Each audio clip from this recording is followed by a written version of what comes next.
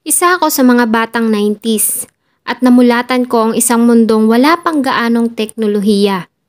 Ang mga bata noon sa aming probinsya, tanging mga laro ang yari sa lata, kahoy at goma ang makikita mong daladala. At kung may break game ka noong panahon namin at Walkman, malamang galing ka na sa may kayang pamilya. Pero masaya ang aming kabataan noon.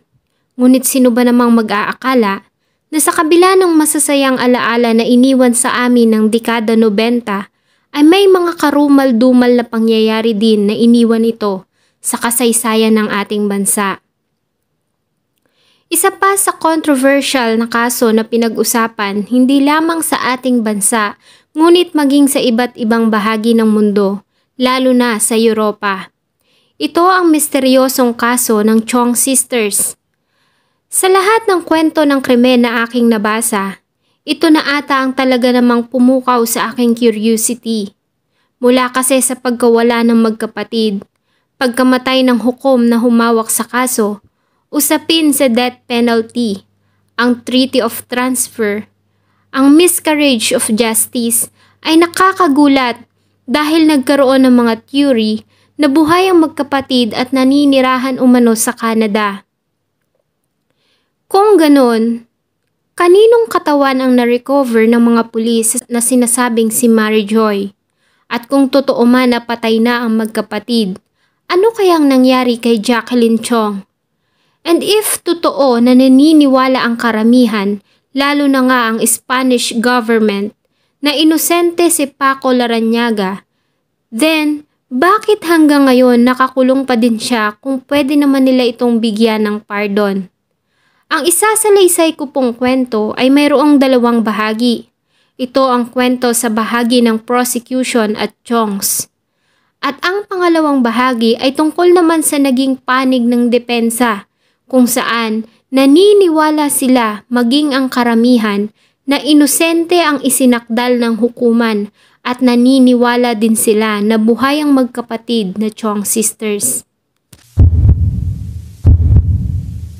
Bago ko po simulan ang ating story, sa mga bago po sa channel ko, please hit the subscribe button at pakipindot na rin po ang ating notification bell para ma-notify kayo sa mga bago nating upload na videos. Si Mary Joy Chong, 21 years old, at Jacqueline Chong, na noon ay 23 years old, ay parehong lumaki sa Cebu. Ang kanilang ama na si Junicio Chong ay nagtatrabaho sa isang trucking company at ang magkapatid naman ay may part-time job sa isang mall sa Cebu. Nagsimula ang lahat noong gabi ng July 16, 1997, nang bigla na lamang naglaho ang magkapatid, leaving no traces. Ayon kay Mrs. Telma Chong, ang ina ng magkapatid, malakas ang ulan noon kaya naman nag-aalala siya dahil sa lumalalim na ang gabi, ngunit hindi pa umuuwi ang kanyang mga anak na dalaga. Sa pag-aakalang nahirapan lang ang mga ito na makasakay ay pinasundo niya ito sa dalawang anak na lalaki na sila Bruce at Dennis Chong. Ngunit bumalik ang mga ito na wala si Mary Joy at Jacqueline. Ayon sa kanya, ay hindi siya nakatulog ng buong gabi dahil sa hinihintay niya ang pagdating ng mga anak. Nang bandang alas 5 ng umaga ay umalis ng bahay ang buong pamilya para hanapin ang magkapatid sa mga posibleng lugar na pinuntahan ng mga ito. Ngunit bigo sila. Kaya naman ay hiningi na nila ang assistance ng mga pulis at nagpatuloy pa rin sa paghahanap. Ang larawan ni Mary Joy at Jacqueline ay ipinaskil ng pamilya, mga kaibigan at kamag-anak na tumulong sa paghahanap sa dalawa. Nakasulat dito ang mga katagang, "Help us find our missing daughters." 2 araw matapos ang misteryosong pagkawala ng magkapatid na Chong, ay may natanggap na report ang mga kapulisan noong July 18, 1997. Tungkol sa natagpuang katawan ng isang babae sa talampakan ng bangin sa Tanawan, Carcar, Cebu, mula sa isang informant na nagngangalang Rudy Lasaga. Ang officer in charge na si Arturo Onabia at 3 pang mga pulis ang agad na nagtungo sa lugar kung saan ay dinatnan nila ang isang katawan na hindi makilalang babae dahil sa nasa advanced decomposition na ang katawan. Ang kanyang kaliwang kamay ay may posas. Ang suot nitong pantalon ay punit at ang kulay orange na t-shirt nito ay nakataas. Ang kanyang suot na panloob sa itaas na bahagi ay nakababa. Ang kanyang muka at liig ay nababalutan ng masking tape.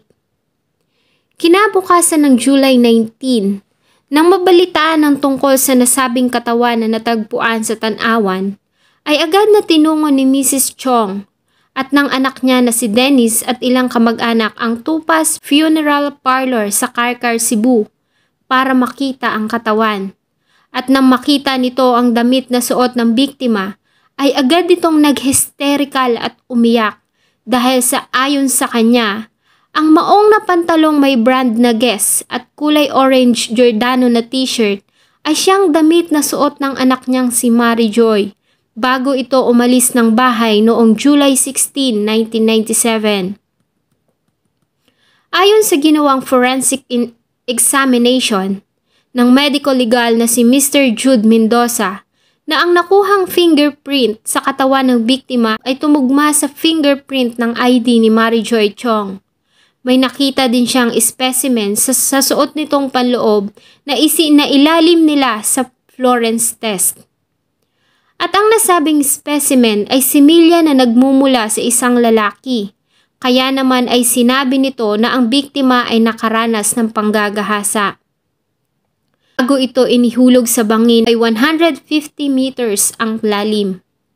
Dahil dito ay nagsagawa ng malawakang paghahanap ang mga pulis sa lugar kung saan nakita ang katawan dahil sa nagbabakasakali sila na matatagpuan ang katawan ng kapatid nitong si Jacqueline Chong na kasama niyang nawala ngunit bigo sila na matagpuan ito. Samantala, September 1997, isa lang ordinaryong araw para sa 20 years old na mag-aaral na si Francisco Juan Paco Larrañaga. Ngunit nang dumating siya sa Center of Culinary Arts o CCA, ay sinalubong siya ng grupo ng mga kalalakihan na may mga dalang baril. Kaya naman agad niyang tinawagan ang kanyang ate na si Mimi at asawa nitong si Jaime, na agad namang nagtungo sa lugar kung saan ay inabutan nila si Paco na nakatayo at napapalibutan ng mga kalalakihan at lahat ng hawak ng mga itong baril ay nakatutok sa kapatid. Nang kausapin ni Mimi ang mga ito ay napag-alaman niya na ang mga ito ay mga police officers na nakasuot ng civilian clothings. Nang tanungin niya kung may arrest warrant ang mga ito ay wala itong ipinakita. Naghanap din siya ng ID, ngunit isa lang sa mga ito ang nagpakita ng isang expired na police ID. At nagulat siya dahil sa nais ng mga ito na dalhin si Paco sa kanilang hometown sa Cebu para umano sa ilang katanungan tungkol sa kaso ng pagkidnap at pagpatay. Napakiusapan niya ang mga ito na wag dalhin si Paco at nangako na iuuwi ang kapatid sa Cebu. Nang makarating si Paco Larrañaga sa Cebu ay doon niya lang nalaman na siya pala ay public enemy number 1 dahil ang mga pulis ay naniniwala na si Paco Larrañaga ang leader ng 6 na mga lalaki dumukot, gumuhasa at pumatay sa Chong sisters. At sa kauna-unahang pagkakataon ay nakita ni Paco Larrañaga ang mga tao na katulad niya ding inakusahan sa nasabing krimen. Lahat sila ay mga membro ng mga kilalang pamilya sa Cebu at tinawag pa nga sila ng media na Scions of Cebu o Chong 7. Ayon kay Paco ay kilala niya si Rowan Adlawan at Husman Aznar. Dahil kilala ang mga ito sa kanilang bayan, tumagal pa ng 6 na buwan ang mga sospek sa kulungan, ngunit wala pa rin silang nakikitang sapat na ebidensya para iakyat ang kaso sa hukuman. At dahil nga sa hindi pa din natatagpuan ang katawan ni Jacqueline Chong, ang grupo ng mga investigators ay nagtungo sa Larrañaga Farm, dala-dala ang mga malalaking excavation equipment. Dahil sa may isang testigo ang nagsabi na may narinig silang palahaw ng isang baba na nagmumula sa farm noong gabi na mawala ang magkapatid na Chong, ngunit nabigo sila na makita ito. Isa pang testigo ang lumapit sa mga kapulisan na nagngangalang Sheila Singson At ayon sa kanya, ay nakita niya si Paco kausap ang magkapatid na Chong sa West Gate ng Ayala Center. Si Annalie Conahap ay nagbigay din ng statement at ayon sa kanya ay nakita niya na kasama ni Paco Larrañaga si Husman Aznar, ganun din ang security guard sa area na si Willard Redobles na kinumpirma na nakita niya din ang dalawang lalaki na kausap ang magkapatid na Chong. Kasunod nito ay dalawa pang testigo ang lumabas na sila Rolando Dacilio at Mario Mendoza at ayon sa kanila ay nakita nila ang failed attempts ni Jacqueline na tumakas sa mga kalalakihan.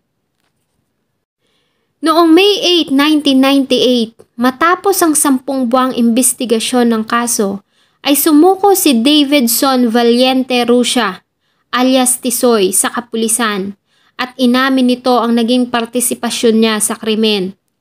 Ayon sa kanya, ay hindi siya pinatatahimik ng konsensya at ilang araw din siyang nagkakaroon ng masasamang panaginip kaya naman naglakas loob na siyang lumutang at dito nga ay nagbigay siya ng kanyang extrajudicial confession at pinangalanan niya ang mga akusado na nauna nang napasakamay ng mga authorities na siyang sinabi niyang mga responsible sa pagkawala ng magkapatid na Chong sisters. Dahil sa detalyadong salaysay ng star witness at testimonya ng mga testigo na tumugma sa statement ni Rusia at ayon din sa forensic evidence na kanilang nakuha, ang semen na nakuha sa panty ni Mary Joy ay nagmatch kay Paco Larrañaga. At nakakuha din sila ng fingerprint sa remain ng biktima na nagmatch sa fingerprint ng isa sa mga akusado na si Rowen Adlawan. Kaya naman, nakakita na ng sapat na probable cause ang prosecutor's office para iakyat na ang kaso sa hukuman. August 12, 1998, matapos ang mahigit 1 taong investigasyon, ay hinarap na sa Regional Trial Court ng Cebu ang mga akusado at ang kaso ay napasakamay ni Judge Martin Ocampo. Sa kanyang ginawang salaysay sa harap ng hukuman, ay pinangalanan ni Rusia ang mga akusado na sila Francisco Juan Paco Larrañaga, James Andrew Uy alias MM, James Anthony Uy alias Wang Wang, Rowen Adlawan alias Wesley, Husman Aznar, Ariel Balansag at Alberto Canyo alias Alan Pahak. Ayon sa kanya, nakilala niya lamang si Paco Larrañaga dahil kay Rowen Adlawan na nakilala niya kasama ang magkapatid na James Anthony at James Andrew Uy 5 buwan bago mangyari ang krimen. Si Husman Aznar naman ay kilala niya na mula pa noong 1991. Si Alberto Canyo at Ariel Balansag ay nakita niya lang ng gabi ng July 16, 1997. Ayon sa kanya, noong July 15, 1997, habang nakatambay siya sa paligid ng Cebu Plaza Hotel, ay nilapitan siya ni Rowen Adlawan at sinabi na magkita sila kinabukasan ng bandang 2:00 ng hapon. At sa nasabing pagkikita, ay sinabihan siya ni Rowen Adlawan na manatili sa Ayala Mall dahil may malaki umanong happening sa gabi. Ang nasabing happening ay inakala niya na party o kaya ay kasiyahan, kaya naman nanatili siya sa Ayala Mall hanggang sa sumapit ang gabi. Nang ganap ng 10:30 ng gabi ay bumalik si Rowen Adlawan kasama nito si Husman Aznar. At nagkita sila sa exit door sa likod ng Ayala Mall, kung saan ay sinabihan siya ng mga ito na sumakay sa dala nilang puting sasakyan. Napansin niya din ang isang pulang sasakyan na sumusunod sa kanila.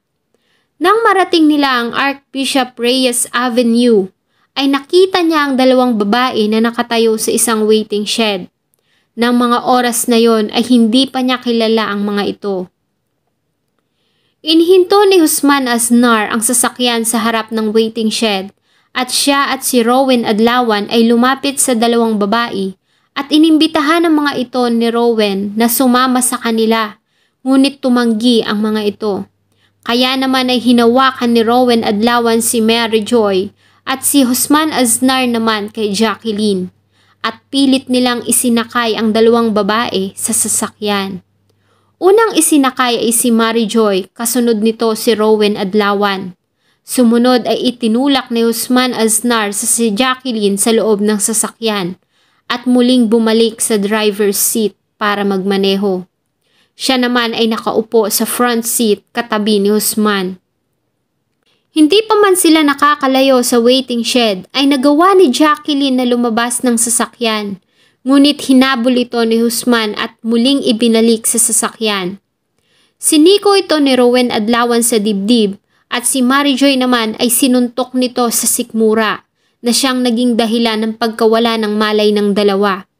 Matapos noon ay pinakuha sa kanya ni Rowen ang packaging tape na nasa harap ng kanyang upuan at nilagyan ng tape ang bibig ng dalawang babae. At pinusasan din ito ni Rowen nang magkasama ang kanilang mga kamay. At tinungo na nga ng dalawang sasakyan ang Fuente Osmeña, Cebu City.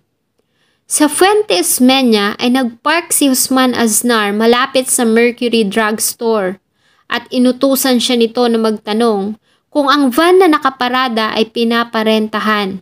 Isang lalaki ang nasa paligid ang nagsabing hindi, kaya naman muli nang umalis ang grupo. Huminto sila ulit malapit sa Park Place Hotel kung saan ay may kinausap siyang tao tungkol pa din sa pagrenta ng van, ngunit walang available. At muli nilang nilisan ang lugar at nagtungo sa Guadalupe, Cebu City na kilalang safe house ng Husman Aznar Group at bumaba na sila ng sasakyan.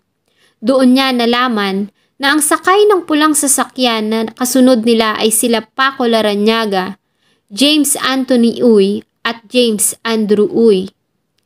Si Paco, James Anthony at Rowen ay pumasok sa isa sa mga silid. Dala ng mga ito si Mary Joy. Samantala siya at si Husman naman ay dinala si Jacqueline sa isa pang silid kung saan inutusan siya ni Husman Aznar na lumabas at pumunta sa living room kung nasaan si James Andrew. Nanatili sila sa nasabing lugar ng 15 hanggang 20 minuto. Nang mga panahong iyon ay naririnig niya sila Paco Larrañaga, James Anthony at Rowen Adlawan na nagtatawanan sa loob ng nasabing silid. Matapos noon, ay muling dinala ng grupo si Mary Joy at Jacqueline sa sasakyan at tinungo na nila ang South Bus Terminal kung saan ay nag-hire sila ng isang puting van na minamaneho ni Alberto Caño at ang konduktor na si Ariel Balansag. Si James Andrew ang nagmaneho sa puting sasakyan habang ang iba ay sumakay sa nirentahang van at iniwan nila ang pulang sasakyan sa South Bus Terminal. Huminto sila sa isang barbecue stand. Bumaba si Rowen Adlawan at bumili ng barbecue at tanduay ram bago sila nagtungo sa Tanawan, Karkar, Cebu. Pinarada nila ang sasakyan sa gilid ng isang bangin kung saan sila uminom at gumamit ng pinagbabawal na gamot. Maya-maya pa ay hinila na nila si Jacqueline palabas ng van at inutusang sumayaw sa gitna habang kanila itong pinapalibutan. Itinutulak nila ang dalaga from one end of the circle to the other habang pinupunit ang suot nitong damit. Si Husman naman ay sinabihan si Paco Larrañaga na simulan na ang panggagahasa kay Mary Joy na nasa loob ng van na agad naman nitong pinuntahan. Makalipas ang 50 minuto ay lumabas ito sa van saying who wants next. Sumunod si Rowen Adlawan, James Anthony Uy, Alberto Caño at Ariel. Lahat sila ay nagtagal ng ilang minuto sa loob ng van at lumabas na nakangiti. Matapos noon ay inilabas nila si Mary Joy sa van at ipinasok naman ni Husman Aznar si Jacqueline sa loob. Nang makalabas si Husman sa van ay sinabi nito ang mga katagang, "Whoever wants next, go ahead and hurry up." Pumasok siya sa loob ng van at ginahasa si Jacqueline. Sumunod sa kanya si James Andrew Uy. Maya-maya pa, sa utos ni Husman Aznar, Sila Rowen Adlawan at Ariel Balansay ay dinala si Mary Joy sa gilid ng bangin at walang awa nilang itinulak ang dalaga. Si Jacqueline naman ay hinila nila pababa ng van at itinulak sa lupa. Ginamit nito ang natitirang lakas at sinubukang tumakbo papunta sa kalsada.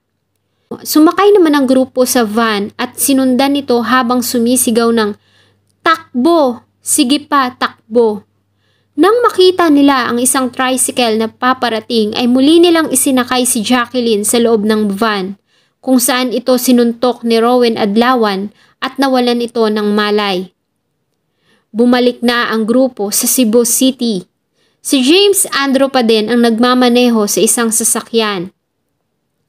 Binaba siya ng grupo malapit sa Ayala Center at umalis na ang mga ito kasama din ang walang malay na si Jacqueline na mula noon ay hindi na niya nakita.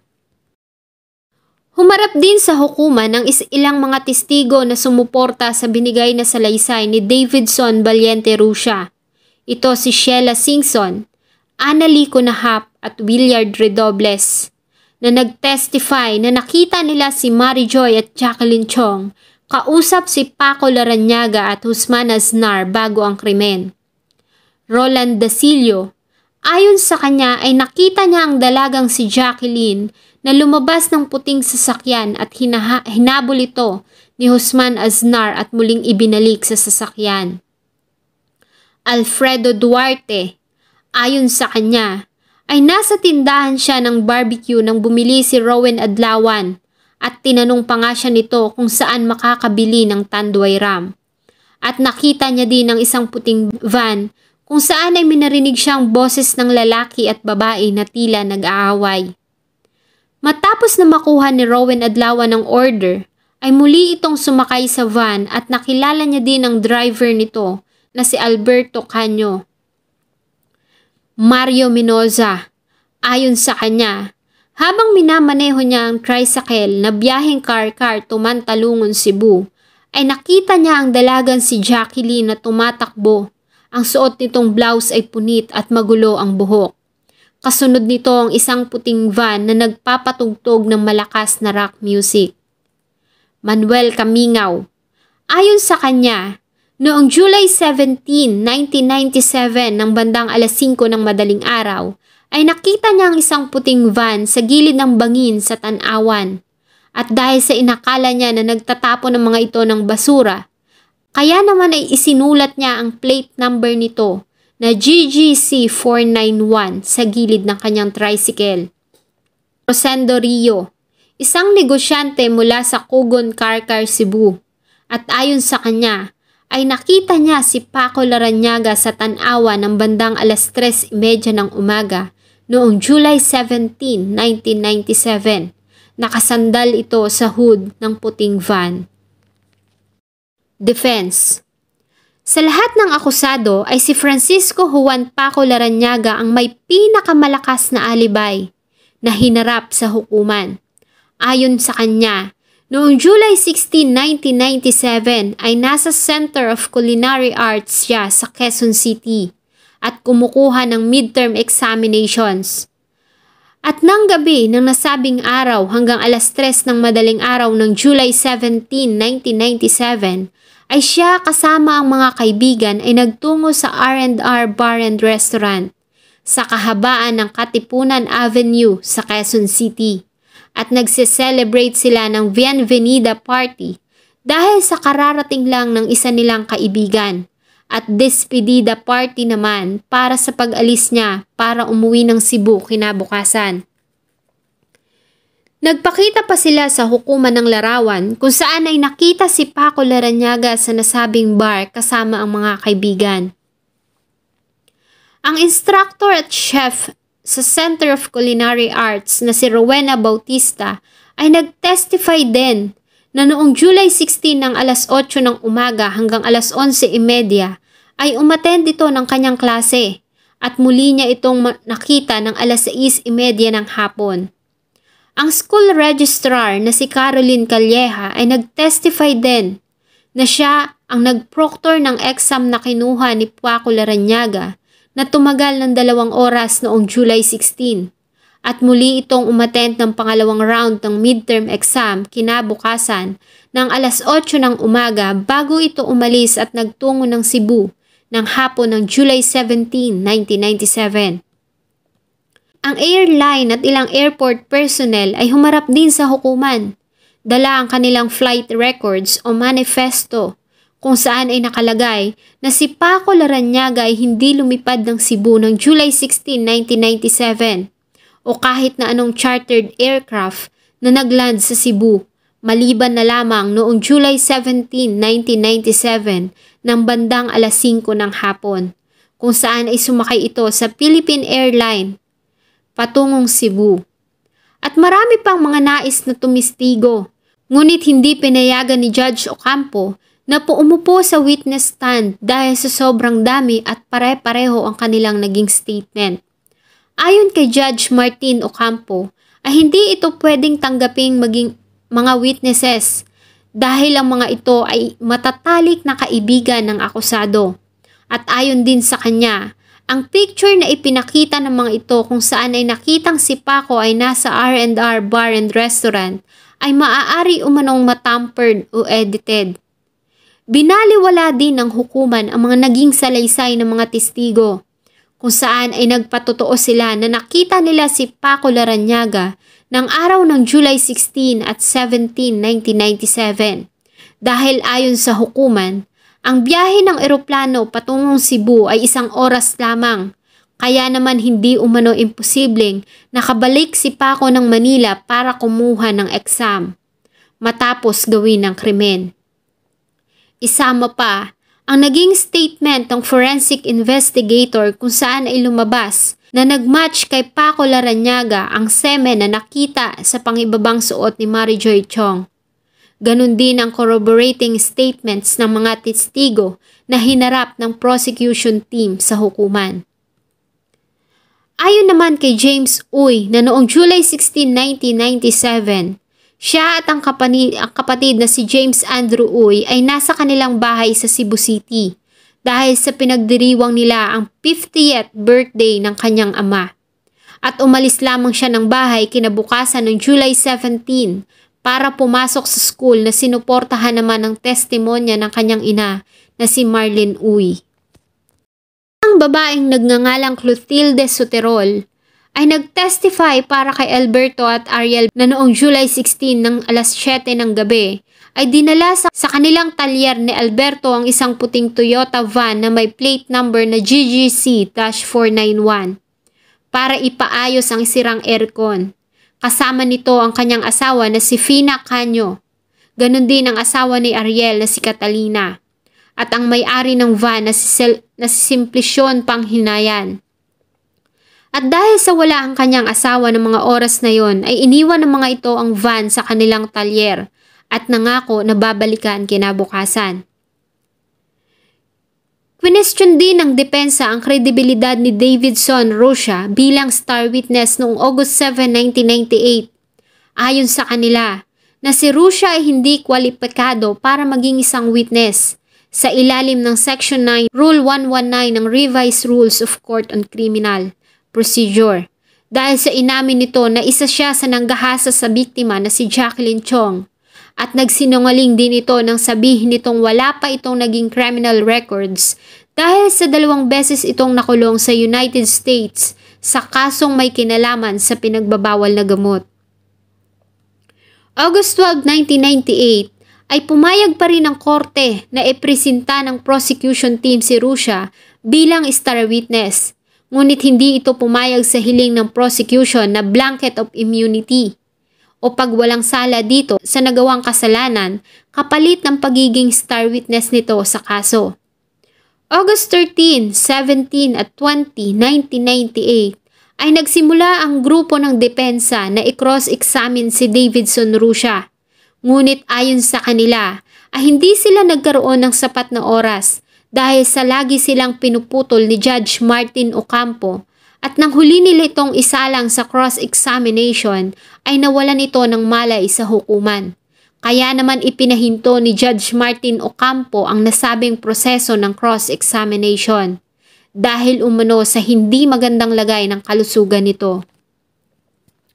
Dahil sa ginawang pagpapatigil sa cross-examination kay Russia, ang mga abogado ng defense ay nagpasa ng apela para palitan ng judge ng kaso dahil sa hindi umano patas na pagtrato nito sa defense at prosecution. Ngunit imbis na bitawan ng kaso, ay nanatili ito at ayon sa kanya, wala siyang nakitang valid na reason para alisin siya sa kaso. Dahil dito, ang mga abogado ng defense ay sabay-sabay na nagbitaw sa kanilang tungkulin at nagmatigas ang mga ito na hindi na sila dadalo sa mga paglilitis dahil sa hindi patas ang hukom. Sila defense lawyer Raimundo Armovit, Attorney Edgar Gica, Attorney Fidel Gonzales, Attorney Ramo Teleron, Attorney Alfonso de la Serna at Attorney Lorenzo Peilado ay inakusahan ni Judge Martin Ocampo na guilty for direct contempt of court at nagbigay siya ng utos na ikulong ang mga abogado. At noong August 25, 1998, ay dininay ng hukuman ang motion for inhibition ng mga nasabing lawyers at initasan sila na ituloy ang pagpresenta sa kanilang mga kliyente para sa pagpapatuloy ng paglilitis. Kinabukasan August 26, 1998, ang mga akusado ay nagpasa ng written consent na pinapayagan nila ang pagbibitaw ng kanilang mga abogado sa kanilang kaso bilang legal counsel. Kaya naman, walang nagawa ang hukuman kundi tanggapin ang nasabing withdrawals. Matapos noon, ang mga akusado na sila Paco Larrañaga, Guzman Aznar at magkapatid na James Anthony at James Andrew Uy ay nagpasa para sa postponement ng mga pagdinig ng ilang linggo para makahanap sila ng mga bagong abogado na magtatanggol sa kanilang kaso. August 31, 1998, ang nasabing motion for postponement ay hindi tinanggap ng korte on the ground na hindi na pwedeng madelay ang pagdinig. At noong September 2, 1998, ay binigyan sila ng hukuman ng mga public attorney mula sa Public Attorney's Office para tumayong counsel de officio ng mga akusado. At hindi pa man napag-aralan ang kaso ng mga nasabing public attorney, ay muling sinimulan ang pagdinig noong September 3, 1998 na kinundina ng mga nililitis, particularly Paco Larrañaga, dahil sa ang mga abogado na representa sa kanya ay hindi niya gusto, ngunit the court overruled his objection. At nagsimula ang pagdinig at pagsalang sa mga testigo ng prosecution team mula September 3 hanggang September 24, 1998. Noong September 24 ay humarap sa hukuman ang bagong mga abogado na sila Attorney Eric C. Villarmina para ipagtanggol si Paco Larrañaga, Attorney Eric Carin para naman sa magkapatid na Uy, at muli nilang sinalang si Davidson Russia sa cross-examination. November 12, 1998, ang hukuman ay naglabas ng isang omnibus order para sa pagpayag sa kahilingan ng prosecution na mapawalang sala si Davidson Russia bilang akusado at ibinigay sa kanya ang titulong Star Witness. Noong May 5, 1999, matapos ang komplikado at mahabang pagdinig, ang mababang hukuman ng Cebu City Branch 7 ay naglabas na ng hatol. Ayon kay Judge Martin Ocampo, na ang mga akusado na sila Rowen Adlawan alias Wesley, Guzman Aznar, Ariel Balansag, Alberto Caño alias Alan Pahak, Francisco Juan Larrañaga alias Paco, James Andrew Uy alias MM, at James Antonio Uy alias Wangwang ay napatunayan ng hukuman na guilty beyond reasonable doubt sa kasong kidnapping at serious illegal detention at hinatulan ng parusang 2 counts ng reklusyon perpetua at inatasang magbayad ng sapat na halaga sa pamilya ng mga biktima. Nang mga panahong iyon, ang parusa sa pagpatay ay kamatayan. Ngunit ayon kay Judge Martin Ocampo, dahil sa walang kasiguruhan na katawan ni Mary Joy Chong ang nakitang bangkay at hindi rin nakita ang katawan ni Jacqueline Chong, ay walang certainty na may pagpatay na naganap. Kaya naman ang mga akusado ay hinatulan niya lamang ng 2 counts ng reklusyon perpetua. Ang bawat isa sa kasong kidnapping, illegal detention, at ipinasa na ang kaso sa mataas na hukuman para sa pagdinig ng apela. Ang pamilya Chong ay nagpasa ng apela sa naging hatol ng mababang hukuman at iginiit nila na gusto nila ng death penalty. Ang mga akusado naman ay nag-apela din sa mataas na hukuman dahil ayon sa kanila, ang kanilang constitutional rights ay na-violated at hindi sila nagkaroon ng sapat na pagkakataon para ipagtanggol sila ng mga counsel of their choice. Pinaratangan din nila na hindi naging patas si Judge Martin Ocampo sa mga naging pagdinig. October 7, 1999, 5 buwan matapos ang naganap na pagbaba ng hatol ng mababang hukuman, nakitang wala ng buhay si Judge Martin Ocampo sa isang hotel room sa Lapu-Lapu City at katabi nito ang isang suicide note. Ang nasabing pagkamatay ng judge ay naging malaking palaisipan sa mga investigador dahil sa may nakita silang hiwa sa sakong at pulso nito. Ganon din ang tama ng bala ng baril sa kanyang sentido. Sino naman ang magpapakamatay na hihiwain pa ang kanyang pulso at sakong kung babarilin din naman niya ang kanyang sarili sa ulo? Ganon din ang tila hindi magkatugmang penmanship nito sa kanyang suicide note at mga original notes. Ganon pa man, ay diniklara pa din itong kaso ng pagpapakamatay. Sa hukuman ay muling prinisinta ng mga akusado ang mga testigo na una nang humarap sa unang mga pagdinig sa mababang hukuman. Ganon pa man, hindi pa rin ito binigyan ng merit ng hukuman ng apela at noong February 3, 2004 ay naglabas ito ng desisyon at ayon sa Court of Appeals, matapos na pag-aralan ang kaso, ang mga akusado ay napatunayan na guilty sa kasong kidnapping, serious illegal detention with homicide at panggagahasa at hinatulan ng parusang kamatayan by lethal injections. Samantala, si James Anthony Uy, dahil sa ito ay wala pa sa tamang gulang o minor de edad ng gawin ng krimen, ito ay hinatulan ng reklusyon perpetua at inatasan silang magbayad ng sapat na halaga sa mga naulila ng mga biktima. At ipinasa na sa pinakamataas na hukuman ng kaso para sa review kung tama ba ang binigay na hatol ng mababang hukuman at ng Court of Appeals.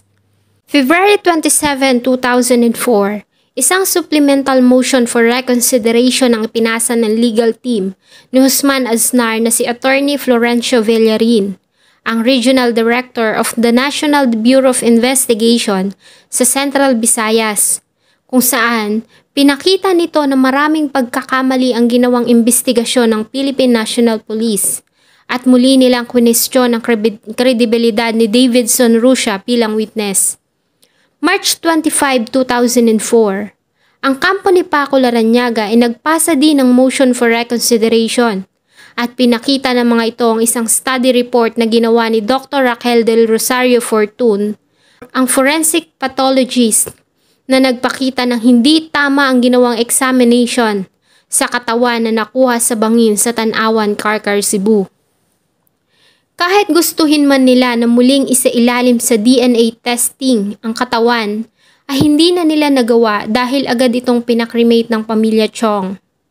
Sa kabila nito, noong July 2005, ang Supreme Court ay sumang-ayon sa hatol na kamatayan na binigay ng Court of Appeals at iniutos na ang paglipat ng mga bilanggo sa New Bilibid Prison. Ang counsel ni Paco Larrañaga na si Felicitas Aquino Arroyo at Sandra Marie Olaso Coronel ay iginait sa Supreme Court na tanggapin ang amicus curiae o ang review na ginawa ng Basque Bar Council, Barcelona Bar Associations at Bar Associations of Madrid sa kaso. Ang tatlong malalaking organisasyon ay nagkaroon ng interes sa kaso ni Paco Larrañaga dahil sa ito ay may Spanish citizen na origin. Ayon sa kanila, ang gagawing execution sa isang Spanish citizen ay paglabag sa principle of reciprocity in international law. At ayon sa kanila, Kung may isang Filipino citizen na napatunayang nagkasala sa Espanya, ay walang hukuman doon ang magbibigay dito ng parusang kamatayan. Ayon kay former Ambassador Sedfree Ordonez na si Paco Larrañaga ay biktima ng maling paglilitis. Ang FTI o Fair Trials International ay nagpasa din ng apela sa Supreme Court sa pamamagitan ng European Commission's Manila Delegate at nirepresent ng mga ito si Paco Larrañaga sa United Nations kung saan ay nag-apela sila sa injustice laban sa ating bansa. Ang spokesperson ng FTI na si Sara Dimas ay dinala pa ang kaso sa European Parliament kung saan ayon sa mga namumuno sa European Union na si Paco Larrañaga ay sinentensyahan sa krimeng hindi nito ginawa at humingi sila ng clemency para sa buhay ni Paco Larrañaga sa ating president noon na si former President Gloria Macapagal Arroyo. At bilang pagtugon sa pakiusap ng Espanya, ay inabolish ang death penalty sa ating bansa noong June 24, 2006 at hindi pa natapos doon ang nasabing usapin dahil noong December 3, 2007, ang Spanish Foreign Minister na si Miguel Angel Moratinos ay naglabas ng statement na matutuwa umano ang Espanya kung papayagan ng ating bansa si Paco Larrañaga sa pamamagitan ng Treaty on Transfer of Sentenced Person sa kanilang bansa para doon nito bunuin ang kanyang sentensya. September 2009 ay inaprubahan ng Department of Justice ang paglipat kay Larrañaga sa Spanish prison. October 6, 2009, kasama ang dalawang Spanish Interpol agents ay nilisan ni Paco Larrañaga ang bansa at inilipat sa Soto del Real, Madrid Central Penitentiary, kung saan ang Spanish government ay pumayag na bigyan si Paco Larrañaga ng pardon o pwede na siyang makalaya, ngunit sa kondisyon na aaminin niya na siya ay may kinalaman sa nasabing krimen. Ngunit tumanggi ito at sinabi ang mga katagang, "Mas gugustuhin ko pa na muling mahatulan ng kamatayan kaysa umamin sa krimen na hindi ko ginawa." 6 na taon mula nang ilipat si Larrañaga sa Espanya ay ibinaba siya sa third-degree prisoner kung saan ay binibigyan sila ng special privilege tulad ng paglabas ng kulungan. Pinagpatuloy ni Paco Larrañaga ang kurso sa culinary arts at nagpa-part-time job bilang isang chef sa isang restaurant sa seaside town ng San Sebastian. August 30, 2019 ay inanunsyo ni Senator Panfilo Lacson na sila Josman Aznar, Ariel Balansag, Alberto Caño at James Anthony Uy ay nakalaya na sa pamamagitan ng Good Conduct Time Allowance na pinirmahan ni Faeldon na noon ay Bureau of Correction Chief. September 4, 2019 ay tinanggal ng noon ay President na si former President Rodrigo Roa Duterte sa serbisyo si Faeldon at naglabas ito ng pahayag para sa kusang pagsuko ng mga pinalayang prisoners. Dahil kung hindi, ay magbibigay siya ng malaking halaga para sa kung sino mang makakahuli sa mga ito, patay man o buhay. Dahil dito, ay kusang loob silang sumurrender at muling ibinalik sa New Bilibid Prison hanggang sa kasalukuyan. Ang kaso ng Chong sister ay nag-iisang malaking usapin noon at maraming mga mambabatas at mga experts ang nagkaroon ng atensyon sa kaso at nagkaroon pa nga ng tsorya ang iilan. Dahil ng mga panahon bago mawala ang magkapatid na Chong sister, ay naalis ang kanilang ama na si Junicio Chong sa kanyang trabaho sa among si Peter Lim, na isa sa mga nasa red alert status ng Interpol noon dahil sa usapin sa pinagbabawal na gamot.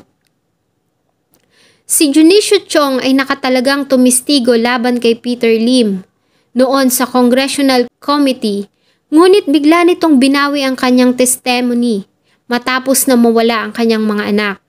At ang mga officers na nagtungo sa Quezon City para sana sa pag-aresto kay Paco Larrañaga ay napag-alaman din na nagtatrabahong bodyguards negosyanteng si Peter Lim. At may mga taong nagkaroon ng mga haka-haka na maaaring may kinalaman nito sa pagkawala ng magkapatid. At ang mga inakusahan ng mga suspects ay mga member ng mga pamilyang nagkaroon ng problema kay Peter Lim. At lalo pang lumakas ang usapin ng ilang mga media warriors ang nakakita ng larawan sa social media account ni Mrs. Thelma Chong kung saan ay nakitang kasama nito ang dalawang babae na kahawig na magkapatid na Chong. At ang mga ito ay naninirahan sa Canada. Sa nasabing mga larawan ay makikita din ang dating amo ng mga ito na si Peter Lim. Kaya naman muling lumabas ang usap-usapan na buhay pa ang magkapatid na Chong at naninirahan sa Canada. Ganun pa man, ito ay mga hypothesis lamang at hindi napatunayan. Sabi nga nila na kahit anong gawin mong tago ay lalabas at lalabas ang katotohanan. Sana dumating ang araw na malaman na kung ano ba talaga ang totoong nangyari sa magkapatid na Chong. Sana po ay nagustuhan nyo ang kwento na aking ibinahagi. Marami pong salamat sa inyo pong suporta at parami po tayo ng parami sa mga dumadaang araw. Huwag nyo din pong kalimutang mag-iwan ng inyong saloobin tungkol po sa kwentong aking ibinahagi. Thank you so much po and see you in my next video.